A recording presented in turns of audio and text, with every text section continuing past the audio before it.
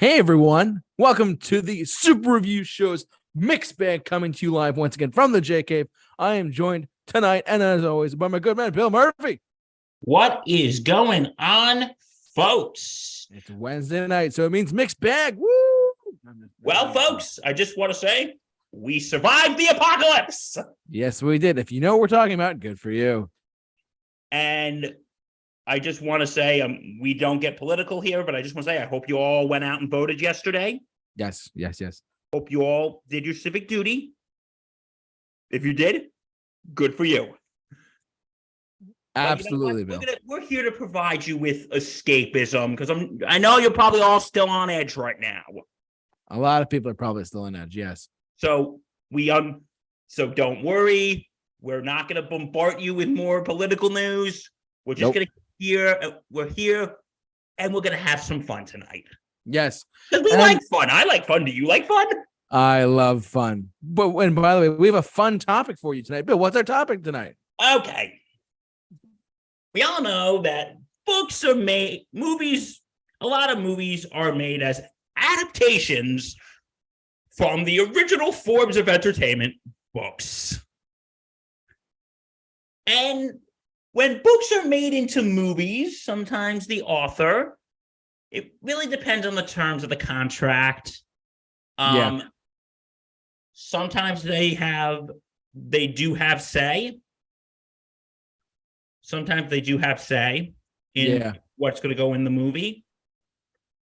Others forms of the contract is, hey, you signed the rights away to us, so we can do whatever the hell we want, and you shut up. Yeah. Yeah, so if you just want to say, if you're an author that wants your book adapted into a movie, make sure you read the contract first.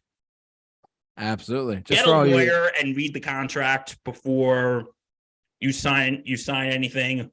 For all you authors out there, that's good advice. Just saying. Yeah. So if Netflix wants to buy your rights, there you go. And you know what else is good advice? What's that, Bill? Don't be an asshole. That's just good advice. Don't be an asshole. Fair enough. Okay, but anyway. Anyways. So today, our topic is an interesting one. Film adaptations that the authors hated. Yes.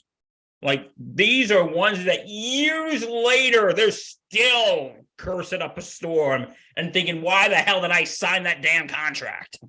Yes, absolutely. And we have we don't have a set number. We don't have 10 each week because that would be here forever. But we have a list of at least 5 or 6, maybe 7 of between the two of us of our film adaptations that the author hated that we've picked out. I would like to go first, if that's okay, my good man. That is good, my friend. Go right ahead. All righty. Well, here's the deal, everyone. So back in the wonderful world of the 1990s, we had a different time period completely, of course. But even though Bill hates that song. Yeah. There was a time when the year 1994 came about, and there was a movie that came out back then, and it happened to win Best Picture of the Year, and it was based on a book by Winston Groom. What are we talking about, Bill? We're talking about Forrest Gump. Forrest Gump. For those of you who don't know what we're talking about, and you live under a rock, Forrest Gump is about a guy who kind of grows up in a very, he doesn't have a dad. His mom raised him well, and basically, I'm giving the Cliff Notes version. Forgive me. And he lives in a very extraordinary life without realizing half of the stuff that he does is affecting tons and tons of other people in his life. And it's truly a wonderful film, wonderful, brilliant film. You know what I mean, Bill? Oh, it is a great film. It's a great movie. It's one of the best, most iconic films of the 90s, especially when the silhouette of him on the bench, just sitting there. And of course, one of the greatest lines ever. Yep. Life is like a box of chocolates. You never know what you're going to get. Yes. By the way, just a fun fact with JT here for a sec. The house that is filmed in the movie that he lives in actually is not in Alabama. It's actually in Georgia or no, South Carolina. One of the two there. But it's not in Alabama, though. I think it's in Georgia because he says that's why it's brought me here to Savannah. Oh, that's right. No, I forget. Whatever. I don't know. I tried being funny for a second. Anyways, Forrest Gump. So basically, Bill. So before Bill and I went live tonight and wanted to discuss this with you guys, we listed off our films that were based on books, and this is one of the first ones we came up with because let's not forget, people, it was a movie that was based on a book. And Winston Groom, I'm gonna let Bill go off on this more than I do because I'm not super familiar with as far as the book aspect goes. But to my understanding, and Bill, correct me if I'm wrong, the movie adaptation was very different, if not drastically different, from the actual movie from the book that was originally written. Is that correct? Yes, there were actually changes, like in the film, how Forrest Gump is like very mild manner and he's very kind. In the book, he was gruff and even violent at times. Right. And he was actually swearing a lot during the book. And a lot of other differences. He didn't meet Bubba in the army in the book. He met in the book. They met each other at a football game when they were in college. And the book, in a way, from what I'm about to tell you, and I haven't read the book, I'm just Screen Rant is helping me out today. Shout out to Screen Rant. Not sponsored, by the way. But the book, JT, in a way, is a lot darker. Is it really? Because I haven't read the book. I haven't read the book, but I'm just reading off here, like on Cliff Notes. Yeah, for instance,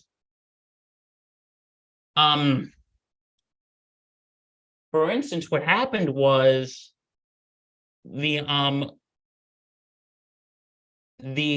shrimp company, Bubba Gump Shrimp,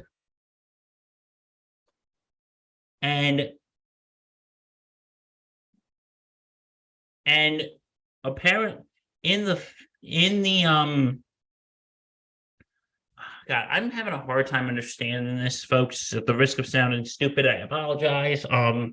Bill, you are amongst friends. Do not. Eventually, he leaves the company behind to return to a simple life in his own home after his mother's passing. In the book, things play out a little differently. Instead of returning to the States, Forrest begins raising shrimp in the small ponds in Vietnam.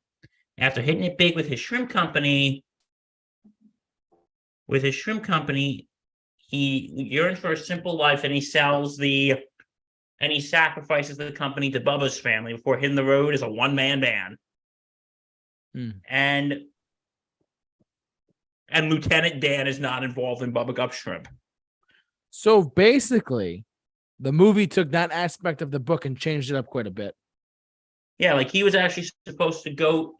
Here's a few other quick things. He was supposed to go to space. And play chess in space. Chess in space? Yeah, I think so. Play chess, and he was supposed to go to space. Oh, well, like play chess. And now I got to tell you something kind of sad. What's up, Bill? Forrest Gump and Jenny don't get together. In the book? In the book, they don't get together. In the film, after years of inherent separation and heartbreak, Forrest discovers that Jenny has given birth to his son, and the three finally come together as a family till Jenny passes away a year later. The book, Jenny, in the movie, Jenny dies they get married and Jenny dies a year later. Yeah, spoilers for the people who haven't seen the movie. All two of you. Yeah. But apparently, Forrest and Jenny did have a son in the book, but she actually takes Forrest's son away from him and runs off with another man. In the book, basically, Jenny was cheating on Forrest. Wow. And in the movie, took his son and ran off with him. And like in the movie, it's just so different. It's different when everybody knows is the story. So, which is crazy. On it. And yeah, but you know what? Yeah, those are the differences between the book and the movie. But you know who really didn't like the movie? Don't tell me. Winston Groom. The author of the book. How Yeah, could but he? the reason why he didn't like it more, it had to do with the root of all evil, my friends. Money. It's all about the green guy. Wanna be somebody. Yeah. It's the money. Yeah. Winston Groom basically got screwed over. Because in the contract, it said something like if the movie makes a profit, he was only supposed to get 3%. And he basically didn't get a dime out of the movie. That's really, I mean, that's just terrible. And what ended up happening was there was actually a sequel book to Forrest Gump. But they never made that into a movie. Yeah, because we talked about that last year in sequels where That never happened. that never happened. Yeah, check that out too if you guys were just curious about And that. you know, go watch our when we did our sequels that never happened. Because they do talk about, because what happened was Winston Groom was actually paid $350,000 for the screenplay rights and was contracted for a 3% share of net profits. However, Paramount and the film's producer did not pay him the percentage, using Hollywood accountant to deposit that the blockbuster film lost any money. Tom Hanks, by contract, contracted for a percent share of the film's gross receipts instead of a salary. He and director Zemeckis received $40 million. In addition, Groom was not mentioned once in any of the film's Oscar-winning speeches. Groom's dispute with Paramount was later effectively resolved after Groom declared he was satisfied with Paramount's explanation of their accountant. This coinciding with Groom receiving a 7-figure contract with the Paramount film rights to another of his books, Gumping Company. The film was never made. So I don't think it was really the quality of the movie that made Winston Groom dislike the movie. I think it was the fact that he basically got screwed over.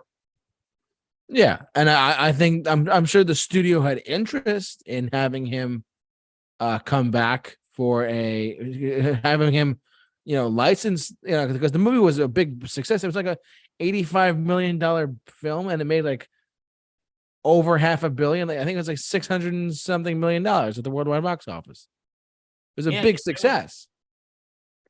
There was actually in the opening pages of Gumping Company, Winston Groom put a little note, no, don't ever let people make a film of your life story. Yeah. So yeah, I think Winston Groom is sort of different because than a lot of the other authors we're going to be talking about, because it never really said if he liked the quality of the movie. I think he just had a sour taste in his mouth from the whole thing with the money. I can agree with that, actually. I mean, that makes sense to me, at least. Because, like I said, I'm probably going to repeat this a million times tonight. Read the contracts before you sign them.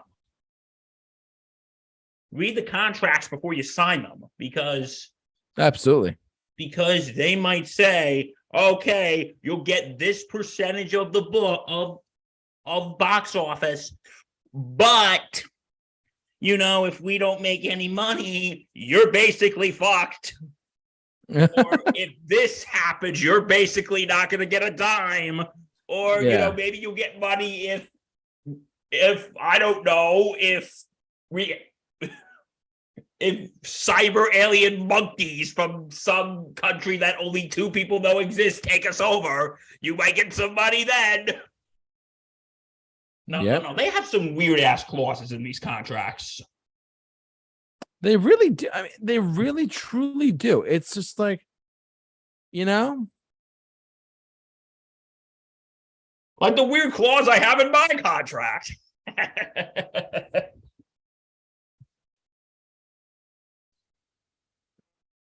Oh, you're funny. Sorry, it took me a second there. Oh. So, but yeah, Forrest Gump, one of our first films we wanted to touch on, and how the author hated the adaptation. Truthfully, he just did. Yeah. But yeah, this is sort of my pick, but we both elaborate on it. Do you want to go next? Yeah. Here is one that, and this is my pick. Yes, it's the movie American Psycho with Christian Bale, ladies and gentlemen. Have you ever seen it, JT? I have not. I know there's a big shame coming in my way, but like, shame! I mean, don't get me wrong. Christian Bale is a phenomenal actor, and I've definitely heard of this movie. I've seen a lot of clips from it. I just haven't sat down and watched the whole thing. Partly because I'm not a horror guy, but like I'm not like a super horror guy per se. You know who really likes that movie? Who likes that movie? Justin. Does he really? Yeah, he likes American Psycho. Is it? I mean, I'm not. I don't want to go too in depth with it, but he just likes it as like as a movie kind of thing. He thinks it's a really good movie. All right, cool. I like it too. But it was based on a book. It was based on a book, and here is what happened. The author was Bret Easton Ellis. He said the movie fell short for two reasons. One, it's simply not ambiguous enough. The movie is not ambiguous. Like, I'm not going to get into a lot of detail, but because I don't want to spoil it for the people who have not watched it. But the film, in the film, okay, at the end of the film, there's sort of a question in which did Patrick Bateman, who is played by Christian Bale, did he, did everything in the movie happen, or was it all in his head? Right. Okay. I haven't seen the movie, but I can see what you're saying.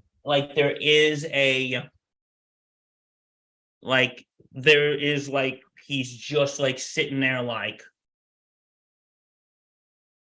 he's just like, you're just like, did all of this happen or did it not? Or did it, or was it just all, or was the movie just all in his head? So they said it wasn't ambiguous enough. In Alice's opinion, the book is unfilmable because of its stream of consciousness narrative can't be faithfully adapted into a visual medium. And to be fair, the book is done in the style of rambling and incoherent revenge fantasy. I can see it kind of destroys coherency. Alice thinks the story's central ambiguity is ruined by physically seeing a naked Christian Bale. Yeah, we all want to see that, right? Yeah, all of his abs. Just kidding, chasing a prostitute down a hallway with a chainsaw. Oh, that wasn't in the movie. Because seeing it forces the viewer to conclude that it actually happened, as opposed to happening only in the character's mind. According to Ellis, there's no ambiguity or metaphor in the film, which seems to indicate that he has never seen a David Lynch movie. Okay, and here's the one. Alice said because it was directed by a woman, when asked about the director, Mary Herron, because at first she was fired and Oliver Stone was brought on to direct the movie. and Leonardo DiCaprio were going to star, but they both dropped out, so he rehired Mary Harron. Mm-hmm. Ellis said, I think it's a medium that is really built for the male gaze and a male sensibility. I mean, the best art is made under an indifference to, but the neutrality, the kind of emotionalism, and I think that can be a trap for women directors. And oh my God, what I'm reading, what I just want to say about this guy, what an asshole. Oh, here we go. He said when asked about Academy Award winning director Catherine Bigelow, she said she has a career only because she's a very hot woman. Oh God. For real? Yeah. Remember the advice I gave you earlier, folks? Don't be an asshole. Again, good advice. Don't be an asshole. True. And yeah, so that is why Brett Burton Ellis did not like American Psycho. He thought the film was not ambiguous enough. Like, the only thing that could tell if the film is ambiguous is that in the end of the film, you're wondering, was this movie all real or did he make this shit up? Like I said, I haven't seen the movie, guys, so I can't really judge on it specifically. But I will say though that the premise is very, what's the word, intriguing. You know what I mean? Was it all in his head? Yeah. Like, was it not? You don't know. Like, do you want me to give away the ending or no? No, preferably not, because I still would like to see it. Yeah, but I'll tell you this: that right there is probably one of my favorite movie moments Ever? Yeah, it's. Do you like Huey Lewis in the News? Oh, they're okay. And he's like going on about them, and he's like putting on this coat, and he goes, is that a raincoat? Yes, it is. And I was, what's with the newspaper? You have a little dog chow? No. And then he's put on them. In 1980, they released this hit. It's Hit to Be Squared. It's a song so catchy. That's not only about conformity and the importance of friends, but it's about people don't really listen to the message. It's not about conformity and the importance of friends, but also a statement about the band itself. Hey, Paul! And he's like just killing him with the axe and is screaming. And he's Jesus. Like, oh! Ah! And then he walks away. He's like, this created this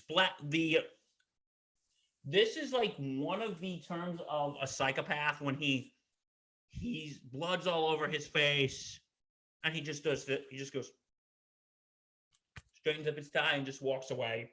Yeah, but yeah, so the author did not like American Psycho. Any questions? No, not at all, my friend. Not at all. Oh my God. Does the chat board have any questions? No, at the moment they don't. I checked. Let me see. They might have questions. You never know. If you have any questions, save them to the end, and then we'll answer them at the end. So please save your questions to the end. Yes, please, thank you. But it's funny, actually. I'm reading up on this. Apparently, Christian Bale and Jared Leto were both in American Psycho, and yet they both played Batman and the Joker. Just want to point that out. Yes. How can we put? And then Christian Bale played a villain in Thor: Love and Thunder. So, but yeah, American Psycho. Any other comments from American Psycho, my guy? I'm good on my end because I'm really. I think I'm good on my end. All right, cool. All right, let's talk about. Is it my turn? It is your turn. All right, I'm gonna save that one for the last. We'll get to that eventually. But let's jump over to the magical and mystical world of Stephen King for a second. Ooh, Stephen King. We're gonna discuss The Shining. Halloween just happened in the United States a couple days ago, or a week ago, whatever. 2 weeks ago. Oh, well, a week past Monday. So about a little over a week ago. Yeah. I just want to tell a brief story really quick about The Shining. So not only have I been to Colorado, Bill, but I have been to the hotel that Stephen King was inspired to write The Shining about. He wrote The Shining. I'm not forgive me. I'm pulling up my note feed here for my notes for a second for this one super quick, because in 2019 my family went out there to Estes Parks, Colorado. For those of you who know what I'm talking about or are Stephen King fans, you know what I'm talking about. But basically, Stephen King stayed at the hotel. There's a hotel called the Stanley Hotel. Mhm. And those who've seen the movie, you know what I'm talking about. But they didn't film it at where I was at. They filmed it in Oregon, several states over. But the cool thing about this was I got to see the Stanley Hotel with the inspiration for the book. I got to see the inside of it. I got to see like the certain rooms and stuff. I got to go under. They offer tours there and stuff like that too. It's pretty cool. So if you're out there, check it out. But I will say this too. They obviously filmed Dumb and Dumber out at the hotel too. And another thing I want to point out is apparently the room 217, the actual room that Stephen King stayed in, room 217, is booked year round, even by celebrities, to the point where Bob Dylan himself slept there for like a weekend when he was touring there. How crazy is that? It's insane. It's you might even say it has a shining to it. Ooh, Bing. That was terrible. Anyways, but The Shining, a movie that I actually saw for the first time recently. I want to say year and a half ago, maybe. Truthfully, I saw it pretty recently for the first time ever, and I was taken back. That movie is frightening as can be. Here's Johnny, But as the reason why I do this podcast in the first place is because I have Bill with me. Bill, what did Stephen King not like about the Shining movie? Yeah. Well, before we get to that, I just want to say, you know what I think is even scarier than the Hughes Johnny part? Oh, the Red Rum? Well, that one also when Jack Nicholson says, "I'm not gonna kill you. I'm just gonna bash your brains in." Oh, yeah, that's actually really frightening, truthfully. Like, you are watching this man go like slow, and the movie itself, it's so slow, but so quietly, like just going about his business. He's the build up in the movie is great. But yeah, go on. Because what's so great about this, though, is that I think what's so scary about it is that someone like Jack can actually exist. Yeah, no, it's true. Because he's just a man who goes crazy. Yeah, he goes pretty crazy. Yeah. And his performance as Jack Torrance is the most. Okay, King stated that Nicholson comes off as unhinged from the start. Well, in the book, Jack is a loving father, but highly flawed, and he's slowly driven mad. He feels that Jack Nicholson is ready to chop up his family like very early on. And instead of Torrance descending to madness, King's find Kubrick's version simply goes from crazy to murderously so. I could see that. It's just at the time, it's just, and he didn't like Jack Torrance because in the book he's a loving father, but in the movie he's just emotionally cold and he's already gone crazy. Well, in the book you see more him develop going, You see him more develop. And like first, like in the book, King's, a satisfying but bittersweet ending is Jack fights off his madness long enough to allow his family to escape. And then the overload explodes and he sacrifices himself. But in the film, Jack just simply freezes to death. Mm-hmm. I think that's the reason why.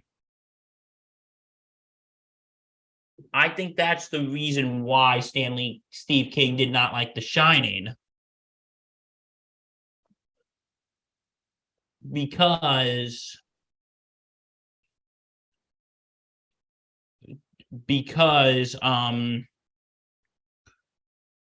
it doesn't really show the progression like it does in the book.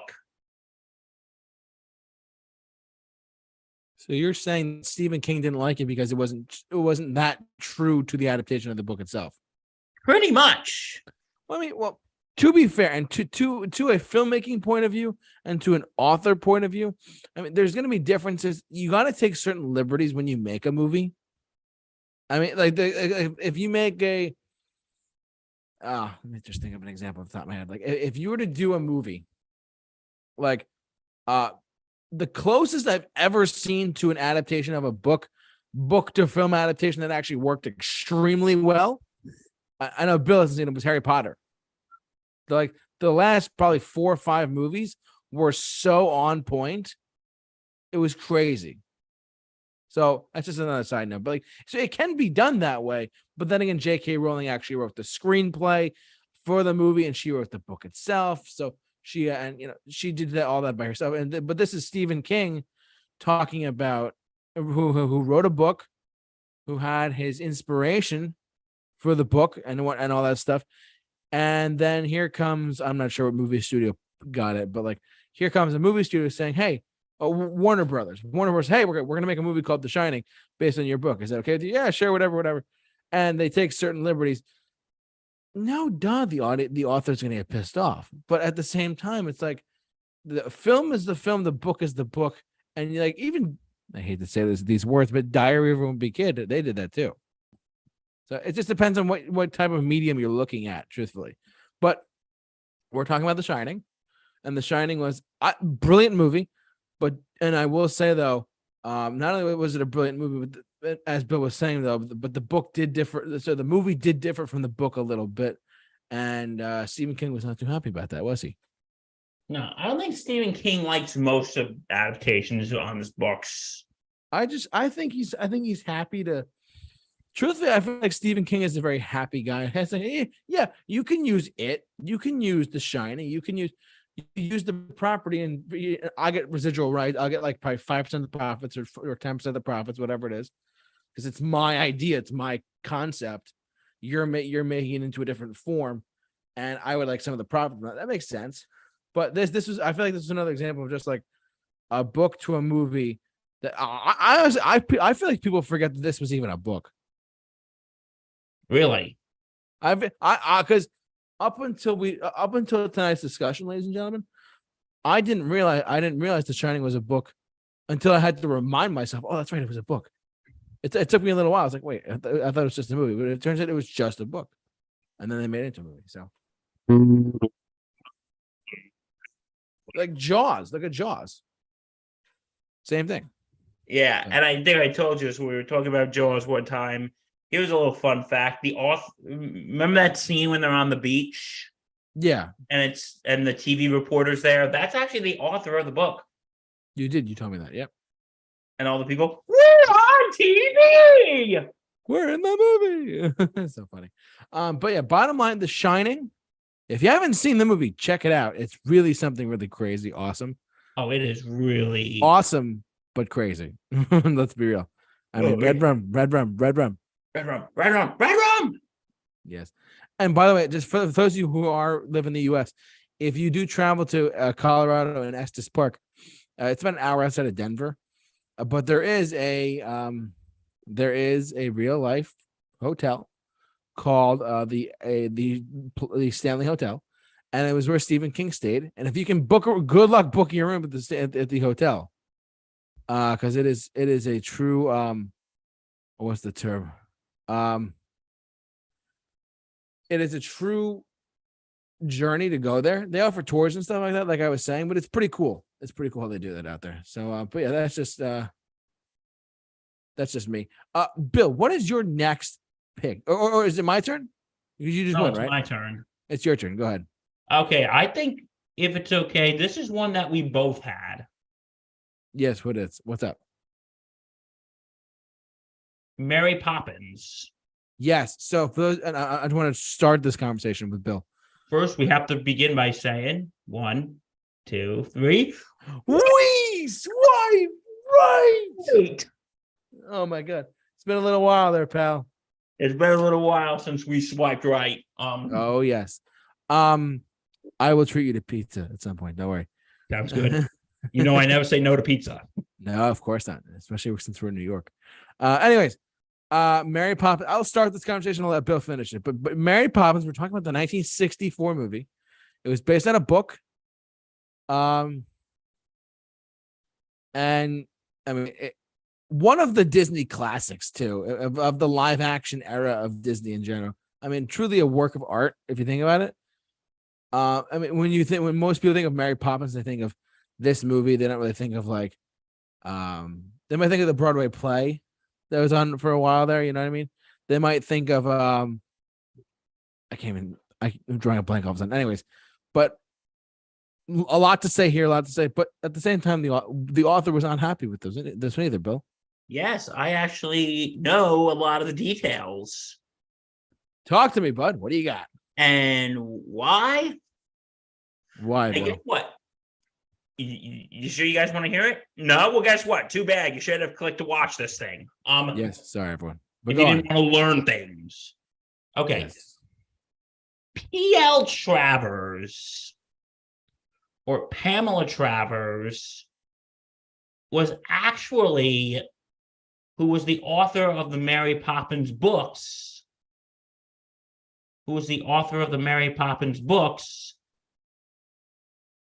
In that she wrote in like the 50s and 60s. And then in 1961,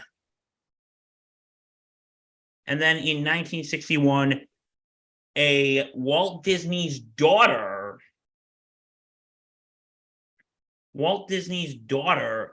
actually really loved the books, and he wanted to get the film rights and make them into a movie. If you want to see, go watch. What was that? I have heard this, but go on. You just refreshed my memory, so yeah, I'll tell you more. But if you really want to watch how everything really went down, I recommend the movie Saving Mr. Banks. Yes, great movie, fantastic movie with Tom Hanks and Emma Thompson. Yes, the fantastic movie. Yeah, because I was actually watching a documentary about this, about the whole thing with Walt Disney and P.L. Travers, is because that I think why it was going to be so hard, because at this time, a lot of the authors that Walt Disney did movies of, a lot of them at this time were dead and buried.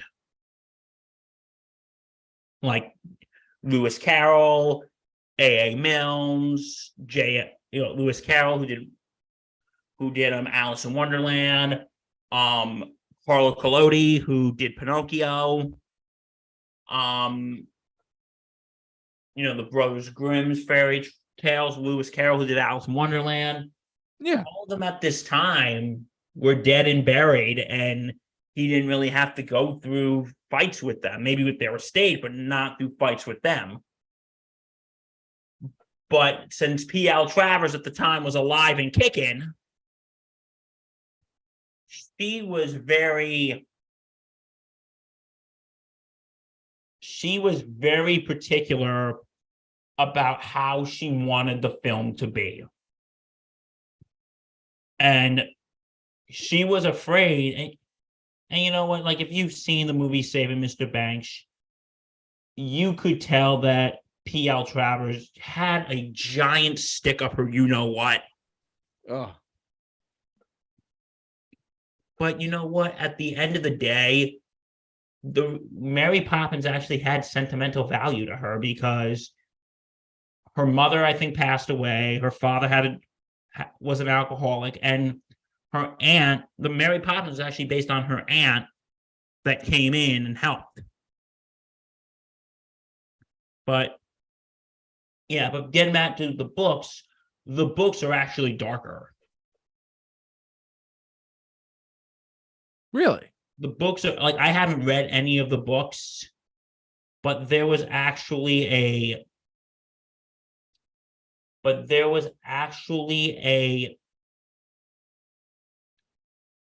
thing in the book. It was a thing called Bad Tuesday when Jane with Mary Poppins puts her basically into this world with this old man saying, "You now live here with me because you were in a bad mood."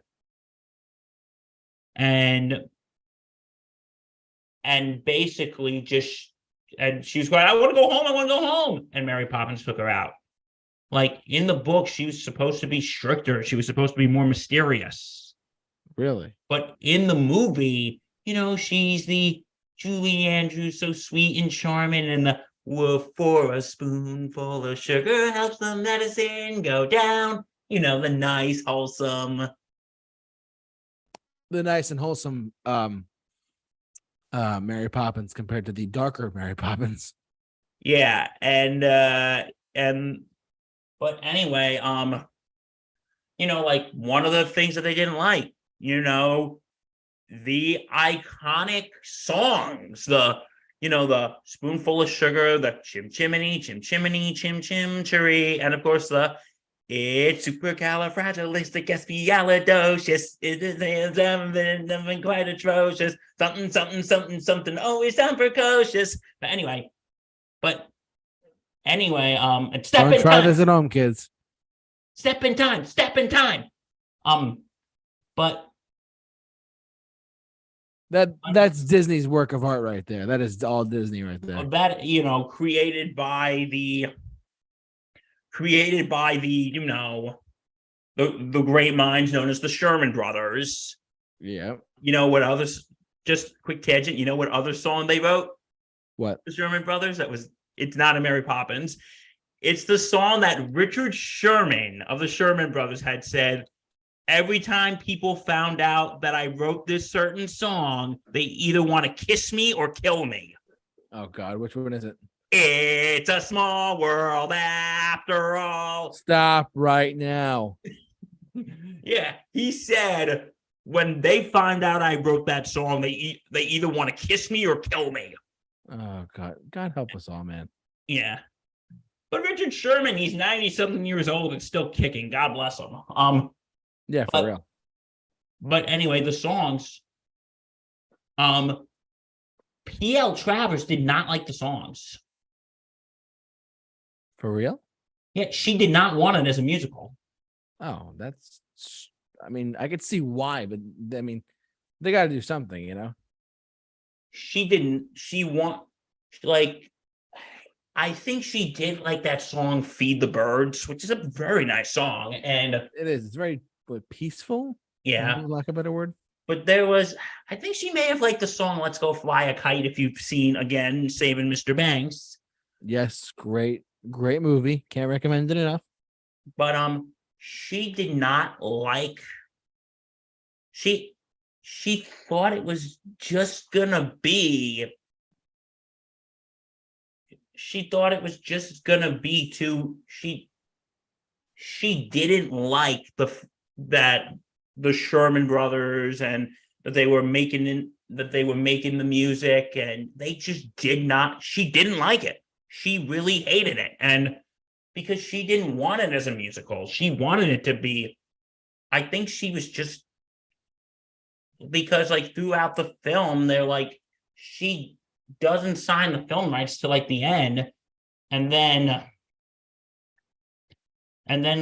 here's what happened. Here's a fact: Walt Disney didn't invite her to the premiere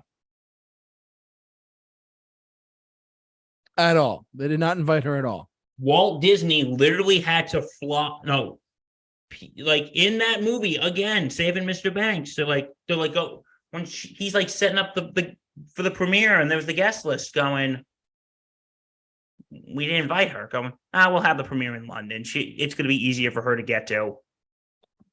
We have a premiere in London, so it'll be easier for her to get to there. Oh my God! Wow. And I guess they said, you go to the premiere. Goes, I didn't get an invite. She actually got on a plane, flew to Hollywood, and said, Mr. Disney, you must have lost my invite in the mail.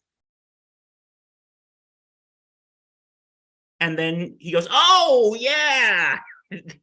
That. Okay, it'll be at this day. We'd love for you to be there. And, yeah, but no, getting back to the music, she didn't like the Sherman Brothers songs. She wanted known songs from the 1900s, like the hit song that everybody knows. I got something in my pocket. No, that's not a real song. I just made it up. Oh my God. But anyway. But when she went to the movie, she was crying. Not because she loved it, because she despised it. She despised that film with a burning passion. She said, I felt like I just wanted to cry at how bad it was. And she really hated all the animated scenes. Like at the end of the movie, Walt Disney went over to her and said, so Pam, what you think of it?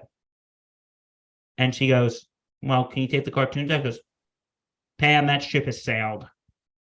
Basically, we can't do a damn thing. Deal with it. Oh, geez. But yeah, like for after that, and like even before the film, P.L. Travers lived a very seclusive life after that. I'm sure she did. Like for a while, I think I heard somewhere that she didn't write books for a while after the movie because she was just so disgusted. And like she went into seclusion, and there was actually you know what? Like I think because there was talk that later on she may have softened her position on the film because there was she did an interview like years later on a British radio show. Yeah. And I said, we have to ask you, Miss Travers. 1964, Walt Disney made a film adaptation of Mary Poppins. And what were your thoughts on the film? She did say, I did like Julie Andrews. She said, I did like Julie Andrews, but I'm sure on its own merit, it's a good film, but it's not as good as my books. I don't know if she, because when Saving Mr. Banks was coming out, yeah, this is courtesy of one of our favorite TV shows, JT. Which is? TMZ! Oh, TMZ! They're actually useful for something! Oh, go on. They actually saw, what's her face, Dick Van Dyke. Really? And they said, hey, TMZ. They did like an ambush interview, and, Dick Van Dyke being the classy gentleman he is, he played along. He goes, so what did you think of, so what would, this goes, well, what was P.L. Travers like when she was filming Mary Poppins? What was she like when you were filming Mary Poppins? Dick Van Dyke just straight up said, oh, she was a bitch. Oh, God. Dick Van Dyke, who was one of the most wholesome people on earth. Oof. That's an oof moment. She goes, oh, she was a bitch. And she goes, she hated everyone. She hated Walt. She hated me. She hated Julie. Oh, God. And yeah, she goes, yeah, she goes, but no, I've heard like Richard Sherman of the Sherman Brothers. Oh, P.L. Travers, she was a lovely lady. And they're like, Richard, tell us how you really feel. It's okay. She's dead. You could say she's an asshole. She said you could say she's a bitch. We understand. Oh, God. You don't have to play nice anymore, Richard. You can tell us the truth. Yes. But But when you have Dick Van Dyke, who's one of the most wholesome people on earth, calling you a bitch, you did something wrong. But, and I'll just say this one more thing about P.L. Travers, and here's an interesting fact, when they were making into that Broadway show, she was working on the show when she was in her 90s. Wow. She was in her 90s when she was working on the Mary Poppins stage show. And she made some conditions. One, no American writers allowed. Wow. And nobody from film production. Oof. Big request right there. Especially, she basically said, keep the Sherman brothers as far away from this as humanly possible. Damn. And they did write new songs for the show, even though they did keep the songs from the movie, though. To be fair, they did keep their songs from the movie. And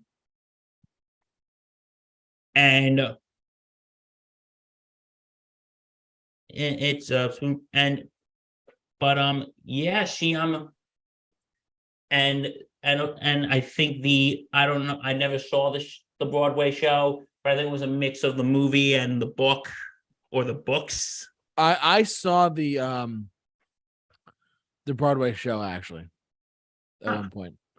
Saw it back when it was on, when it was still on Broadway, of course. Don't get me wrong, but it was. I don't remember specifics. It was if it was like 2006 or 7, I was really young and stuff like that. Or maybe, I'm not sure when it was when I saw it specifically, but I was a lot younger than I am now. And I do remember though. It was very similar to the book. It was more similar to the movie than the book, I guess you could say.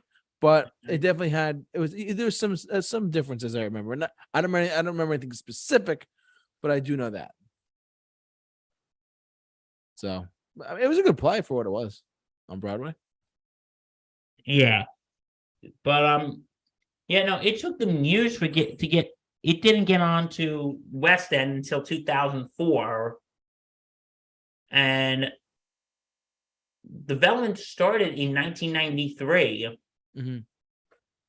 And she only agreed to the stage production if they had all English writers and no one who worked from the Disney film. She died 3 years later in 1986. Crazy. And it ran from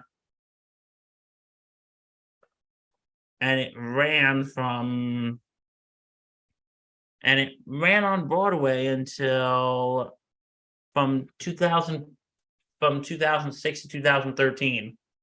That sounds about right. I saw it during that run. I'm not sure when it was on. I'm not sure when I saw it, but I did see it during those years. I'm not sure when though. And what happened was, so yeah, but you know what? This brings up an interesting point. Was Pam Travers being a real, what I just called her? Or do you maybe think she was just protective of her work?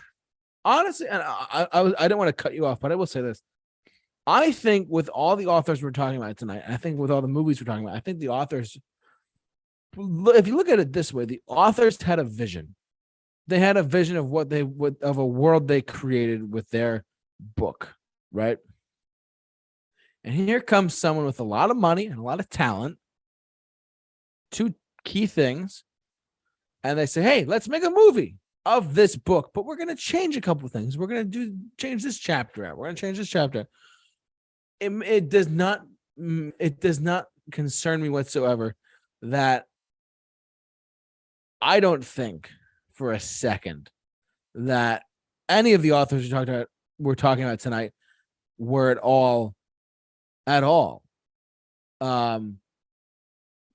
what's the word? I think they all had a right to be upset with the studio, with the creative talent for the movie, with the director, with the writer of the screenplay. It could be anything, but I think they had a right to be upset because it's their work. It's their money-making tool for themselves as an author of a book that is a national bestseller, worldwide bestseller, whatever. It only makes sense that it'd be like, okay, well, it's different. It's different when the author has creative input. You know what I mean, Bill? Yeah. Like I would say, like with the author having creative input for Mary Poppins, let's just say it for a second, right? If the author, and I'm forgetting her name, I know you just said her like a bunch of times. P.L. Travers. P.L. Travers. If P.L. Travers had a lot of input, then the movie would have come out very differently from what we got.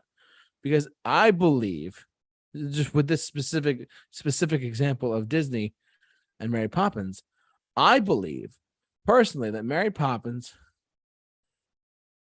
this is just my own guess, my own belief. Walt Disney saw something in the books, or his daughter saw something in the books, and after whoever saw him first, and given the fact that Disney, who at the time was a creative force in Hollywood, with like tons and tons and tons of story success, whatever you name it, he's got success. But I will say this: as far as him being, him seeing him as a visionary, I'm sure he was like, maybe we could change this up a little bit. Keep the original plot of a woman named Mary Poppins comes to these kids. They take her away.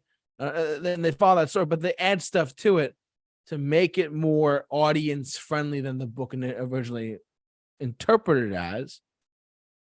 To me, that makes sense from a business standpoint, from like a financial standpoint, from a creative standpoint. I mean, to me, that makes sense for that. But that's just me for the authors and like the creative outlook on stuff like that. But that's me. I mean, people are entitled to their own opinions, and that's totally fine.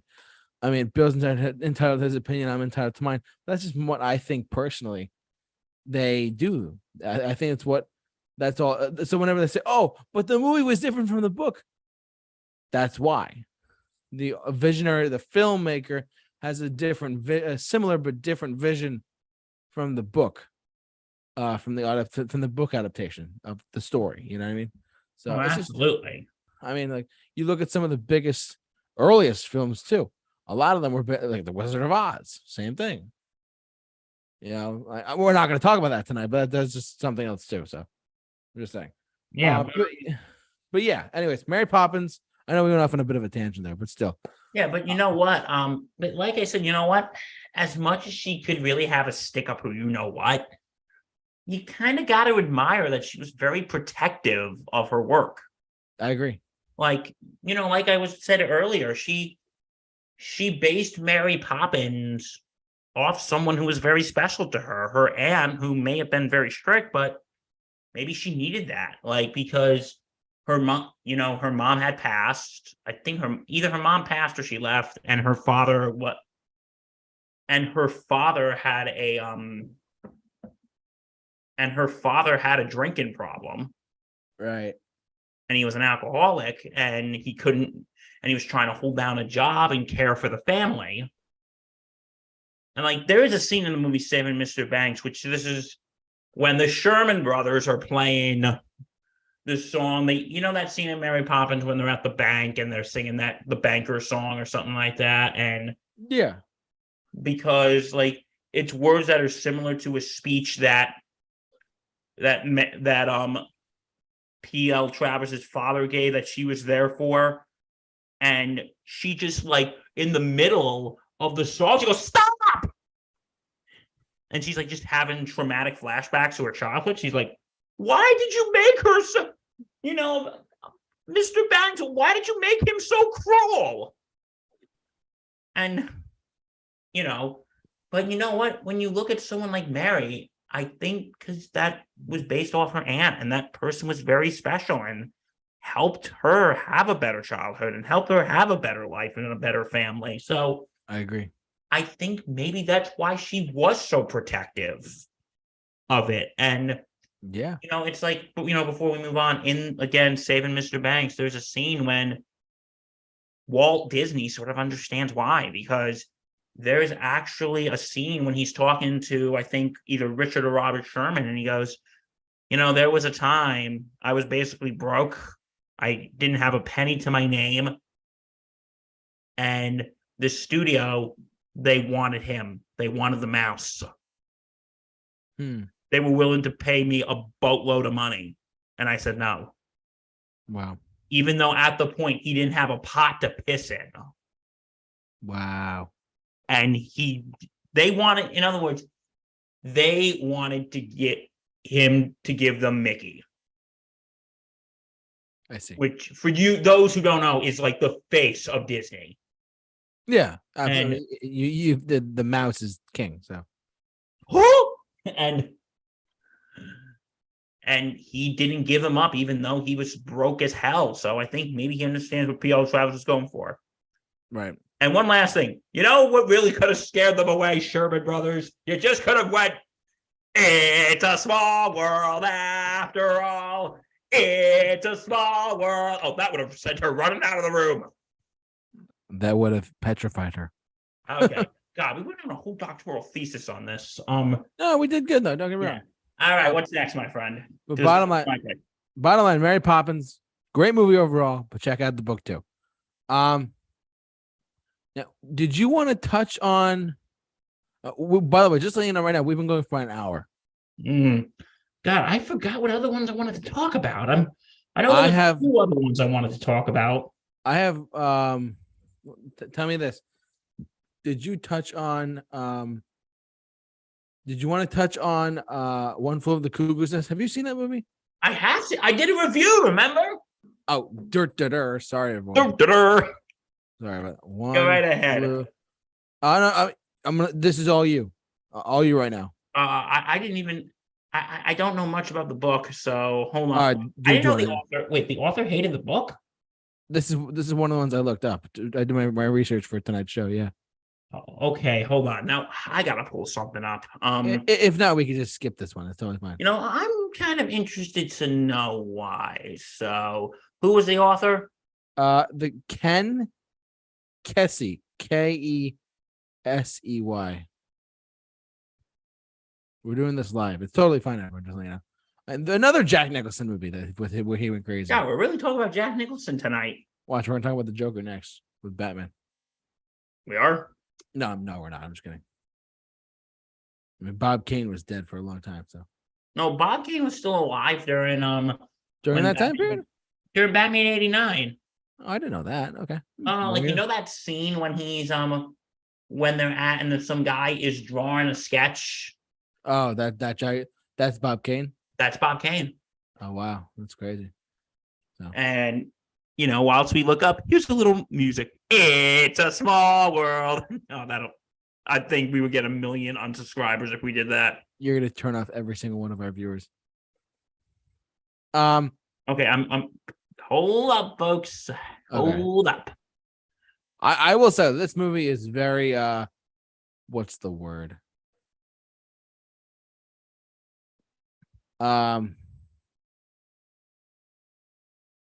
What's the word? One Flew Over the Cuckoo's Nest. For those you don't know, it's a movie about a guy who is sent to go in and investigate something in a psychiatric ward. Truthfully, no, he just fakes to be crazy to get into the psychiatric ward. Sorry, thank you, sir. That's why we have Bill here.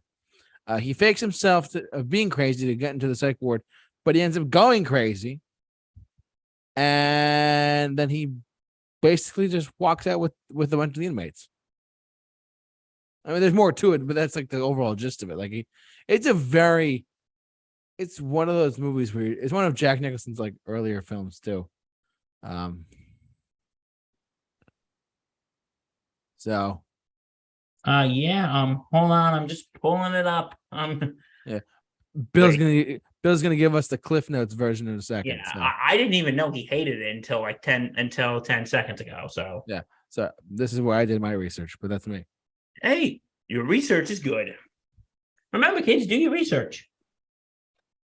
Always do your research. This quick break has been brought to you by Refresh Water. Check us out. Drink water. Stay hydrated. Yeah, so you can't sue us for that. Just saying, Because because water is the public domain. water is the public domain.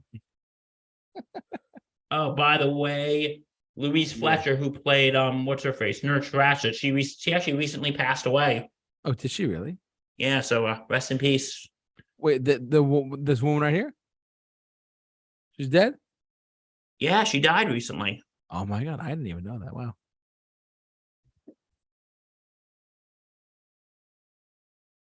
That's crazy. You know, you want to talk about crazy? This movie's pretty crazy. No, this is it. Okay, right. Ken Kesey purchased the rights to the film story after he tried a decade to bring it to the big screen, but he was unable to find a studio and willing to write it with him. Eventually, he said he sold his rights to his son Michael Douglas, Kirk Douglas, wasn't because he was in the Broadway version of it, and introduced Douglas to the work of Milos Forman.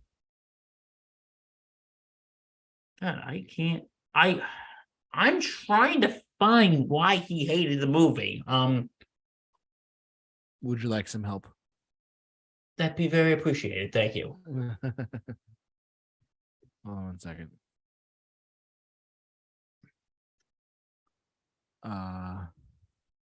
Well, Bill is looking up his film for this one. I'm gonna look it up too.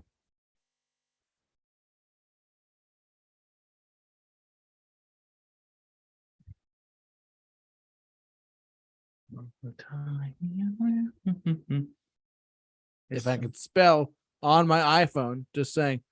All right. One Flew Over the Cuckoo's Nest. Here we go. I got you. I'm saving Bill right now. Save me. I am saving Bill. So let me read off a little bit of this for you. So here's the dealio. So here's the deal, everyone. One Flew Over the Cuckoo's Nest was critically acclaimed and received by numerous accolades. Along with the Best Picture Oscar, it earned Jack Nicholson his first Academy Award, and Louise Fletcher took home the Best Actress for her portrayal of one of her most famous villains of all time, Nurse Ratched. However, none of these accolades changed the author's hatred for this adaptation of his work. Kesey, I'm going to butcher his name. Kesey was offered the opportunity to write a screenplay, but his script didn't work, leading to a fallout. This made him bitter. He was also disappointed that the character of Chief Bromden was removed from the narrator role, and the author avoided the movie like the plague and even passed over it while channel surfing. So basically, he just didn't like the portrayal of how certain things were, and he was off to write a screenplay, but his script didn't work, and therefore they had a fallout. That's all it was. Nothing too major there, but still.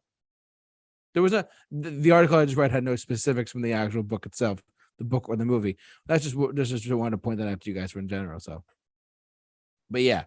Yeah, it says right here, One Flew Over the Cuckoo's Nest with Milo Forman's more grounded and morally ambiguous approach to the more surrealistic novel, yielding a film of outsized power. Kesey himself claimed to never have seen the movie, but said he disliked what he knew of it, a fact confirmed by Chuck Palahniuk. The first time I heard this story, it was through the movie starring Jack Nicholson, a movie that Kesey once told me he disliked. And you know what the funniest thing is? What's that? This movie actually won the Big Five at the Oscars. Best Picture, Adapted Screenplay, Best Actor, Best Director, and Best Actress. All five. Wow. It is one of the only three films to do it. The other two being 40 years earlier with It Happened One Night, and then nearly 20 years later with Silence of the Lambs. So there's only 3 films in history that have done that. It is it is only the second film to do that. Why do I feel like we've talked about that at one point? We did it with Matt Hemsley, didn't we? We probably did. Not just Matt Hemsley. our snubbed Oscars or Oscar thing, or what was something like that. Whatever. Yeah. I forgot. Not just Matt Hemsley. Sorry, Doctor. Dr. Matt Hemsley. When we talk about him, especially in the field of Oscars, we must address him by his title. Yes, oh hell, Dr. Matt Hemsley. Dr. Matt Hemsley. No, just saying this right now. We should have him on for Oscar season preview. Oh, we're gonna have him on for Oscars for 2022 Oscar season preview. We have to. You're damn right. We're gonna have him on. He's our Oscars expert. He's Dr. Matt Hemsley. Yes. But anyways. By the way, Dr. Matt Hemsley got his PhD from the University of Bill. If you want to know more, call 1-800 Got Bill. So anyway, yeah, so I mean that's really all I had for this movie. I just wanted to bring it up, you know. I really have nothing left to say on that matter. All right. Well, I only have one more pick. Oh, I got one too. Okay, why don't we start with yours? All right. So, anyways, but I know we're sort of jumping around at this point, but jump around, jump around. But basically, I was gonna say, but yeah, One Flew Over the Cuckoo's Nest. The author was unhappy with it. It was based off a book, and it did win the 5 Oscars. There you go. Thank you. Good night. Good night. What is your pick? Before I go to my last pick, what's your last pick? And then we'll go to mine. Then we'll kind of wrap it up with the final one. Oh, okay. Hold on. So we're doing my pick, your pick, and then one more pick. Is that what we're doing? The one we talked about in our chat. Yes. Group chat. Yes, the Zoom. Okay. Chat. The one I want to talk about is which one?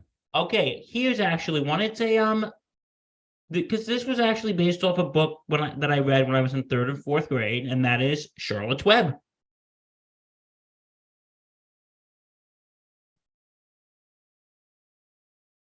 The movie itself, right? Yeah, which was based off the book by E.B. White. The animated movie, right? Yeah, and you know who actually did it? Was an animated musical, and you know who actually did the songs to it? Who? The same people who did the songs to Mary Poppins, the Sherman Brothers. Oh, I can only imagine how this went over, Bill. You know, because and this was one of their very few non-Disney projects. Why do I feel like I've seen this? Because after Walt Disney died in 1966, they only did one other Disney film after that. And then they were doing stuff with other studios, and then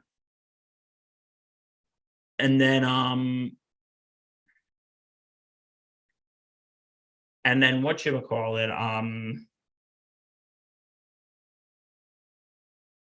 and then they got back to Disney in the late 90s. But anyway,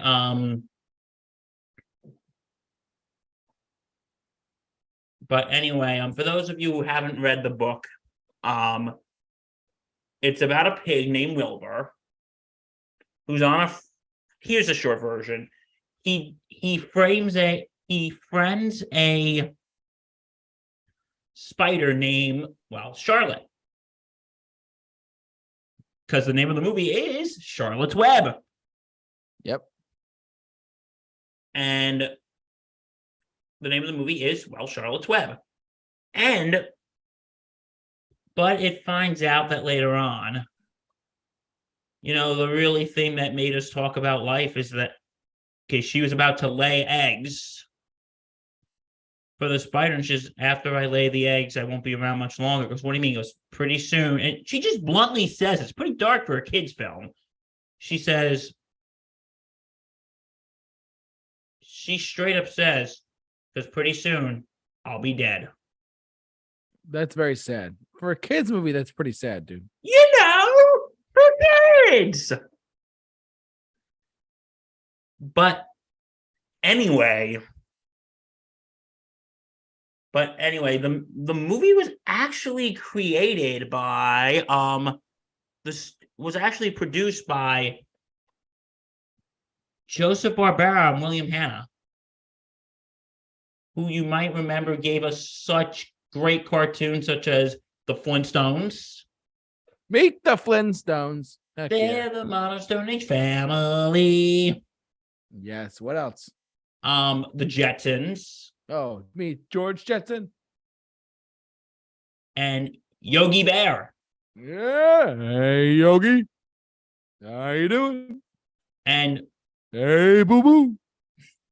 anyway, when the film was over, there was one person who did not like the film.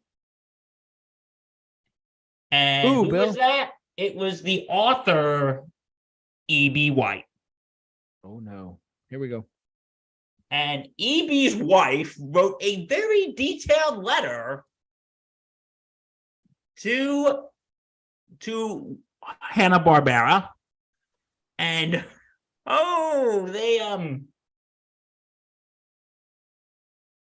don't know if it was White or his wife, but a letter was written by one of them. And it said, "We have never ceased to regret that your version of Charlotte's Web never got made. The Hanna-Barbera version never pleased either of us, a travesty. The story interrupted every few minutes that somebody can sing a jolly song. I don't care much for jolly songs." Okay, well, what do you want? A Requiem Mass? The Blue Hail Fair, which I tried to report faithfully in the book, has become a Disney World with 76 trombones. But that's what you get for getting embroiled in Hollywood. While White had previously turned down Disney when Disney actually offered to make a film on this book. And E.B. White's wife actually said, instead of the poor Sherman brothers, seriously, first P.L. Travers and now this, offered advice and suggestions, said they wanted the music of Mozart in the film rather than the Sherman brothers. I can't really see Mozart's music working on a movie that's set on a farm. No, I really can't. It's like okay, yeah, but I could kind of maybe see why I haven't seen this movie in a while, but when you're both bursting out into jolly songs, because come to think about it, Charlotte's Web is pretty dark. Yeah, it was also made in 1973. Before certain movies terrified us in the 90s and 2000s. Yeah, like this is when movies like were really, so especially animated movies back then. Oh my god, we got lots in common when it really counts. Sorry, I like that song, but anyway, the pig always scared me. But yeah, maybe because but you know what? The song that Charlotte sings before she dies is very sad. So it's very beautiful, but very sad. But just the way she just straight up say it to Wilbur. She goes, "Yeah, I'm gonna die." We can respect her for being blunt and honest. Yeah, you're right. We can, but E.B. White basically didn't like the film because he thought it was too happy. Too happy? Because he said, I didn't like the jolly songs. That's ridiculous. Okay, like some of these people can really get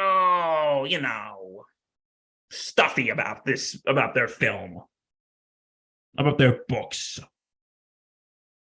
All right, you want to go next? And then we'll do the last one after yours. Bottom line, this is a very odd movie for 1973, but just deal with it. But yeah.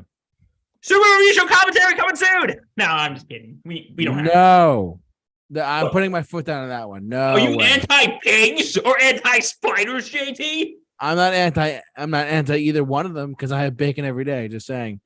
When I wake up in the morning. Sorry. Bad jokes. Anyways. Are you anti-spiders? No. Not really. Just kidding. All right. Anyways. My last pick of the night, and then Bill and I are going to go off on one big topic, I guess, for a little bit. Mm-hmm. All right. You ready for this? You have not seen this movie. I've only seen, I think. I've seen parts of it, is what I think. 75% of it. I don't even, because it's a long movie too, but it's interesting how this is the first one I thought of for tonight's topic. But Watchmen from 2009. Do you remember this movie at all? Vaguely. Okay, so bottom line, for those who don't know, Watchmen is a based on the superhero, sort of superhero, about is based on the DC Comics graphic novel called Watchmen, and Zack Snyder, visionary director Zack Snyder, who actually I'm a big Zack Snyder guy. Truthfully, I like a lot of his work. Oh, I like Zack Snyder too. He's a very action heavy. I shouldn't say he's action heavy, but he has a lot of his movies have a lot of depth. I mean, some people think he's like strange, whatever, but like let's face it, he's a really solid director overall. He took the graphic novel of Watchmen and made it as close to the graphic novel as you could get. It's just the way the film came out did not really deliver on every level that they thought they would. They thought it would land, if you know what I mean. Mm-hmm. For those who don't know what I'm talking about, just Google the words Watchmen 2009 or Watchmen movie, and you can go watch it on HBO Max, I'm assuming, right? Yeah, well, it's DC though, right? It's on HBO. It's a DC movie. It's 2 hours and 43 minutes, but the movie extended cut. The extended cut is hold on one second. I just want to see how long it is because it's not a bad movie. Don't get me wrong. It's very long. There's some drawn out stuff here and there, but it is very a lot. Bottom line, Zack Snyder did the best he could with this property. For a long time, people thought it was impossible to do as a movie, and yet somehow Warner Brothers greenlit it, and then we got the movie we got. It's a great story. Don't get me wrong. Watchmen, great set of characters. It's funny. I actually went to. I was at New York Comic Con I want to say in 2018 or 2019, and there was a panel talking about a small tangent, talking about with Jeff Johns of DC, the head of DC Comics was there, and he was talking about how to bring the Watchmen into the Superman and Batman world and cross those universes over, kind of thing. They were talking about that. Anyways, really cool stuff. But for a long time, they thought this was not going to be a movie. And don't get me wrong, the movie was the movie, and the graphic novel was the graphic novel. But one of the things that I love that Zack Snyder tried to do for this movie was create shot for shot, scene for scene reenactments of certain things. He really tried his best. He did a very decent job of it personally.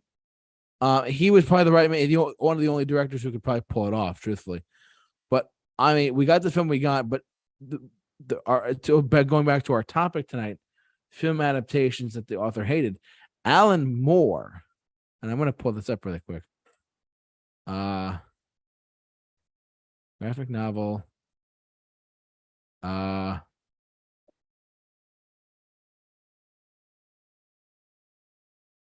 Yeah, the author of the guy's name is Alan Moore.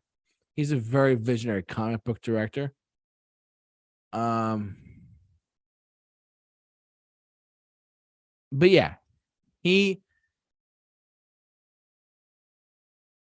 really did not like how this movie came out at all. He was not a fan of it whatsoever. Because it's just hard to do stuff like that. And he did it the best he could. And Alan Moore of The Watchmen basically did not like how it came out at all. Which, I mean, but then again, the source material was really hard to draw from to begin with. So, bottom line, we got the film we got. Alan Moore didn't like it. For what it was worth, people liked it for what it was. No, I heard people like it. I keep trying to sit down and watch it, but I haven't done that. I think, if I'm not mistaken, the extended cut, I believe, is There's two different cuts. I forget. Hold on. Let me just see something. There's two different cuts. There's one cut that is 163 minutes, and the release is runtime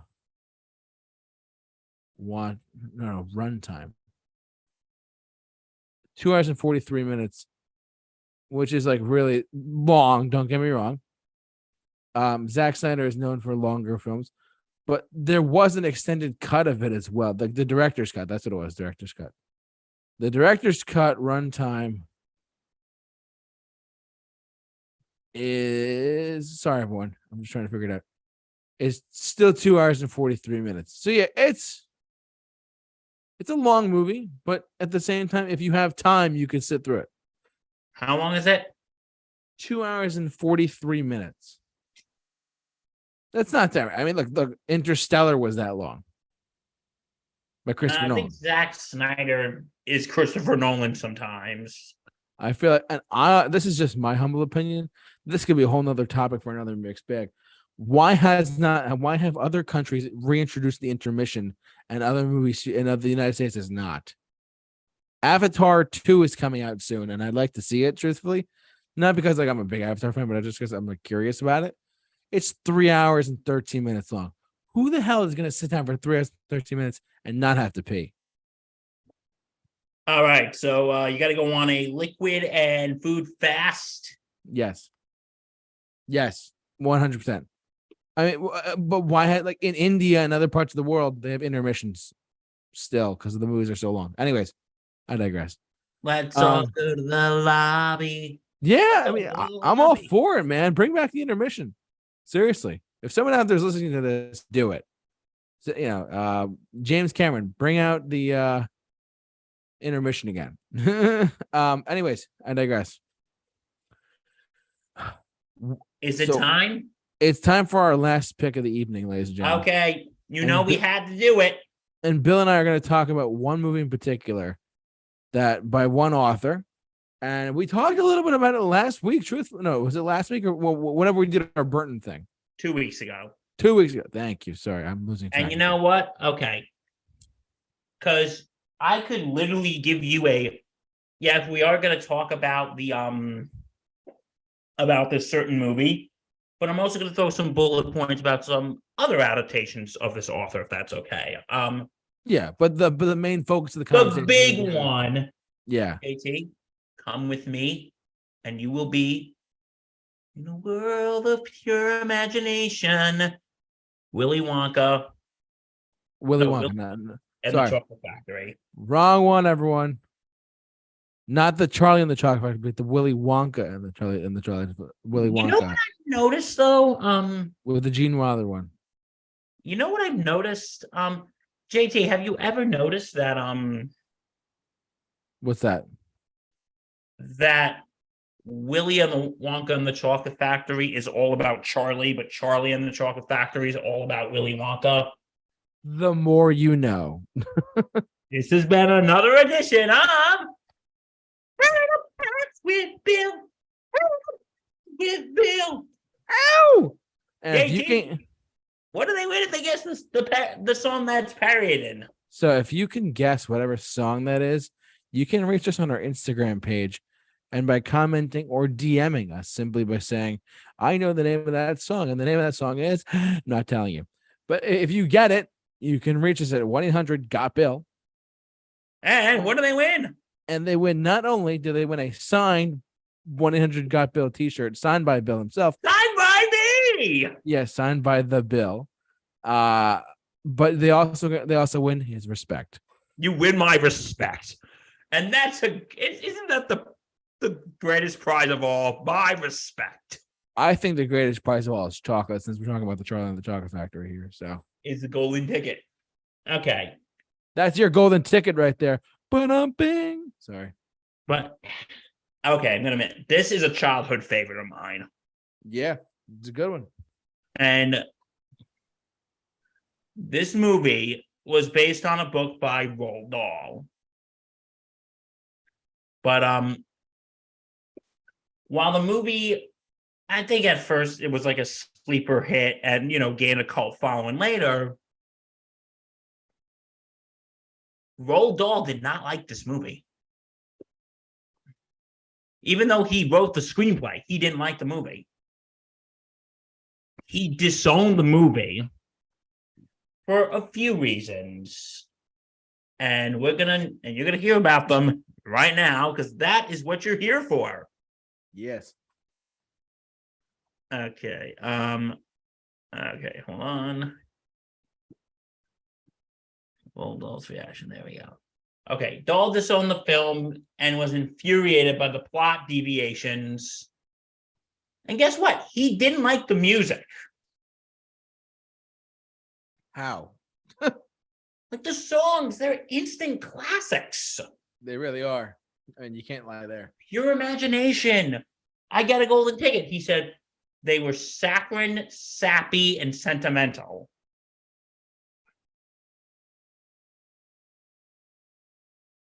Terrible. And he didn't like the film placed too much emphasis on Willy Wonka and not enough on Charlie. I disagree. I feel Willy Wonka and the Chocolate Factory, like I said, was all about Charlie. Yeah.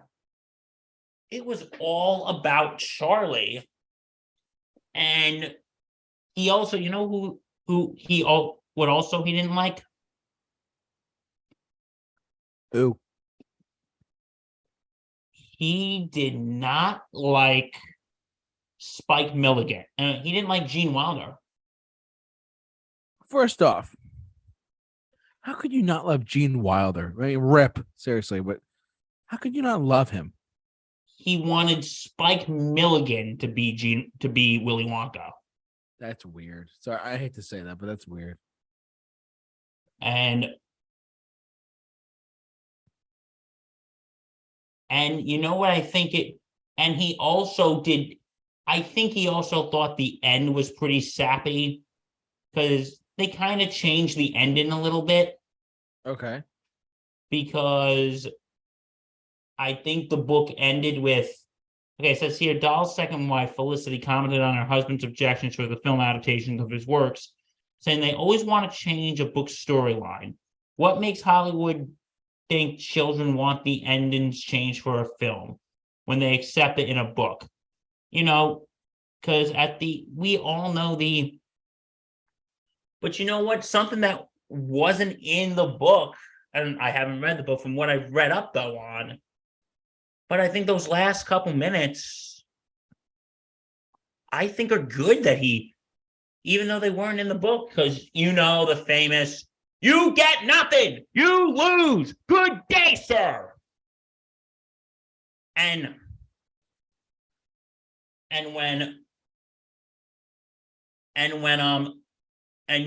Grandpa Joe tells Charlie that, come on, let's go give the ever-loving gobstopper to Slugworth.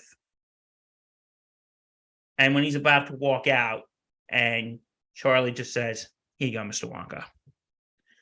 And then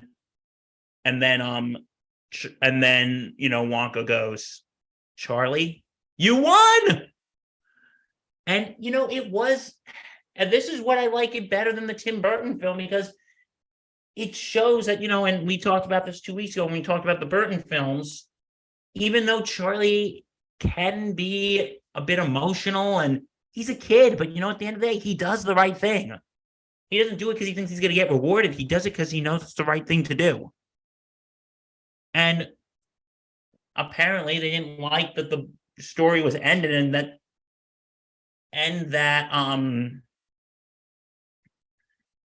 that maybe the ending was a little too sappy when Willy Wonka says to Charlie, "Remember to the man who got everything, what? He lived happily ever after." I will admit, I think that is a little sappy, but it's a nice way to end it. True. Yeah. So he hated the music. He had general dissatisfaction with filmmakers. There are two ends of the spectrum where it comes to the author's involvement in an adaptation of their work. Sorry, I was reading off a Yahoo article. Oh, we didn't talk about 50 Shades of Grey, JT. We could skip that. That's okay. I'm kidding, right? Good God, you're glad you're kidding. Just and say. who demands input to every minute decision, and at the other graphic novelist Alan Moore, who doesn't want even watch the finished project.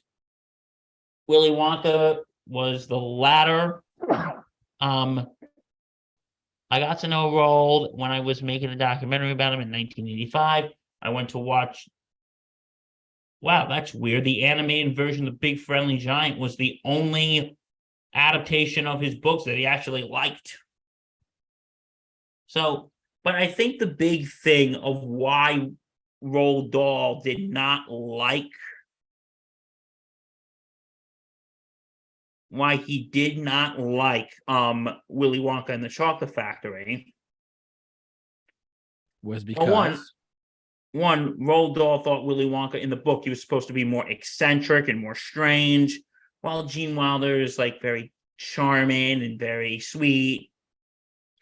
But I think one of the big reasons why he doesn't like is because, and here's the big thing, he did not like, Roald Dahl hated visual media. He hated movies. He hated television. that's annoying. Why do you say that's annoying? Oh, because who doesn't love art? Just saying. Like, he basically thought, like, this was around the time when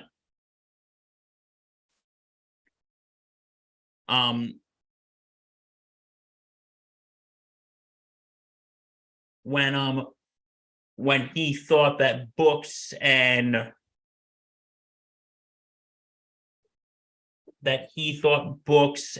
television was going to be, that books and he thought that books were going to basically he was going to be out of a job because everybody was going to be watching television and reading books rather than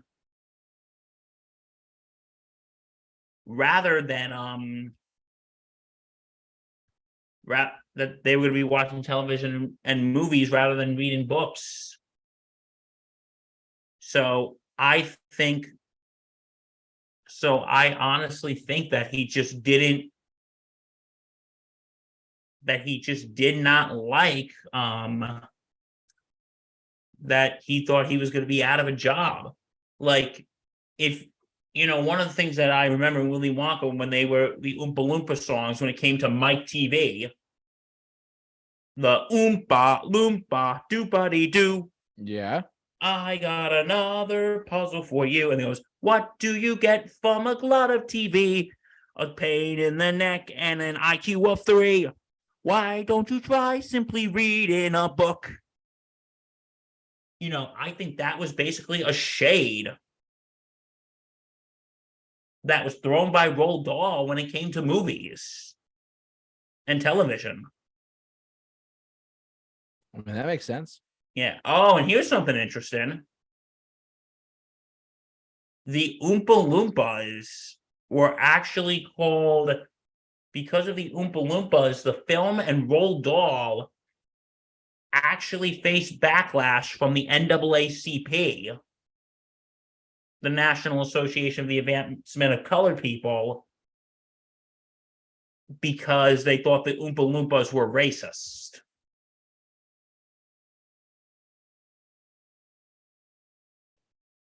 That's awful. I mean, it just, whenever I hear stuff like that, it just boggles my mind. Truthfully. Why does it boggle your mind? It just does. It's like, I don't know. It says, for Roald, this conclusion came as a complete shock. Not only had he ever intended the fanciful detail to cause offense, he had also quite failed to appreciate fully the ferocity of the social tide that ended around almost every public project within the U.S. at the time. Mm-hmm. And Dahl actually said that in the book, Charlie was actually supposed to be black.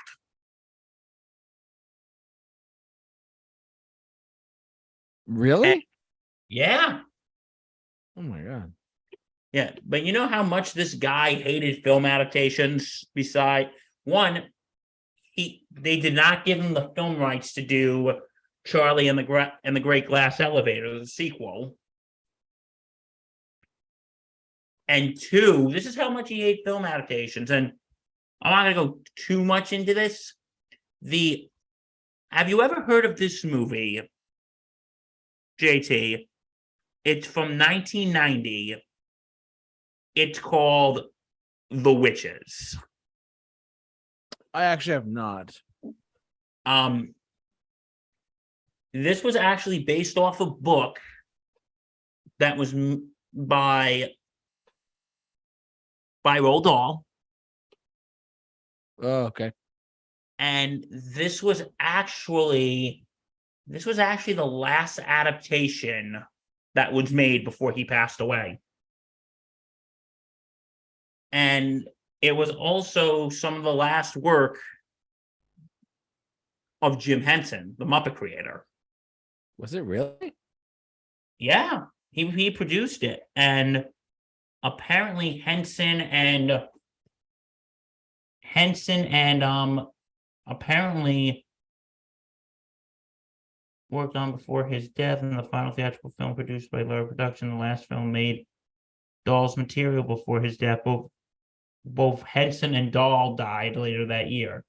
The following people did special puppet work in this film. But anyway, now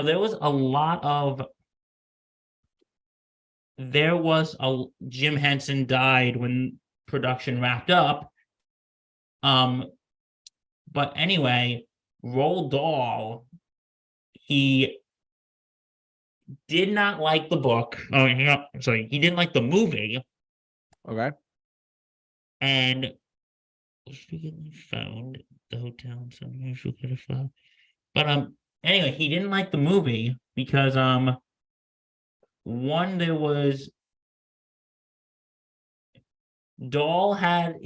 was incensed that Henson changed the original ending of the script.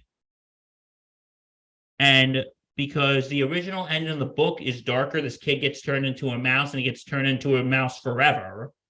But at the end of the movie, he's turned back into a boy. Mm. And he did not want that. And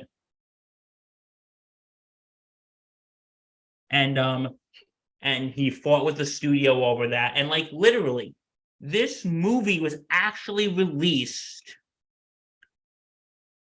This movie was actually released 3 months before he died. And he literally stood outside the theater with a sign telling people not to go see it. That's crazy. Like, no, this man was, how old was he at the time? This man was 74 years old and nearing the end of his life. And he's like, with a sign, don't see this movie. The only thing he liked about it was Angelica Houston, but everything else he hated. And with this and Charlie and the Chocolate Factory and many other adaptations of his films, of his books, he did not like, because again, he thought that film and television were going to put him out of business and put him out of a job. Right. And it's like a few years after his death, when James and the Giant Peach was released, his widow was saying like, oh, it's such a wonderful film. I'm sure my husband would have loved it. I'm like thinking, seriously? Lady, I know he was your husband and everything, but no, this man hated everything. This man, God, hated everything. He hated Willy Wonka. He hated the witches. What made you think he was going to like this movie? I don't know. You know what, JT? I guess we'll never know. I guess, as they say, the world may never know. The world may never know. Okay, so I think that's it, wouldn't you say? I would say so too, my friend. In the words of Imagine Dragons, there's nothing left to say. Yes. Yes. Or in the wise words of Steam, nah, nah, nah, nah. Hey, hey, goodbye. Goodbye. No, In the words but of Frank Sinatra, and now the end is near. yes, oh, good one. I didn't even think of that. But yeah, we went on for a long time tonight. We actually went for almost 2 hours tonight. So that's crazy. This is a good topic, though. We covered a good topic tonight. We Truthfully, covered a lot of good stuff tonight. we did. And so, bottom line, people read a book and then Watch the movie. watch the movie, because then you. But don't be one of those people who are like, wait a minute, in the book it was like this. Yeah, like don't be one of those people. Nobody likes those people. No one likes those people. But just read the book first and then interpret the movie after you see the movie too. It might change your opinion. Truthfully, you never know. Excuse me. And remember, if you're gonna make them, if you want a film adaptation of your novel, read the contract. That's big one. But yeah, that's gonna do it for us tonight here on the Super Review Shows. Mixed Mag. I want to thank Bill for obviously doing our the show with me tonight, of course. Always a pleasure, my friend.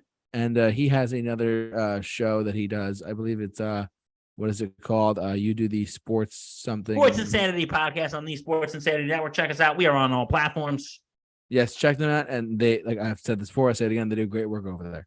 And I would say here, if you like you've seen and heard here, like, comment, subscribe, hit the follow button on your podcast feed as well. And if you haven't already, if you're watching us live, check out our merch store. We have a lot of fun merch as well too. It's on our YouTube channel. You can check out the link there as well. But don't forget to like, comment, subscribe, hit the bell for notifications, and share this video with all your friends, and share this podcast with all your friends too. Tell your friends, tell your kids, tell your wives, tell your neighbors, tell even your neighbor you don't like. He's finally useful for something. Yes, he's finally useful to understand. Tell your dog, tell your cats, tell your hamsters. Oh boy. If they're real, tell your mogwas. Then don't feed them after midnight. Yes, absolutely. You gotta listen. Be careful out there, listeners. It's a crazy world. We gotta have some fun. Hey, you know what? We know everyone again is still on edge from last night, but hey, you know what? Regardless of who you voted for yesterday, life goes on. Life goes on. And let's have some damn fun while it goes on. I agree 110%. But that is going to do it for us tonight. As I said, like, comment, subscribe, hit the bell for notifications. Follow us on our social media pages too, on Instagram and on Facebook. Like us on Facebook and follow us on Instagram. Simply at the Super Review Show. I want to thank Bill again for joining us as always. And for all of us here at the Super Review Show, stay safe and take care.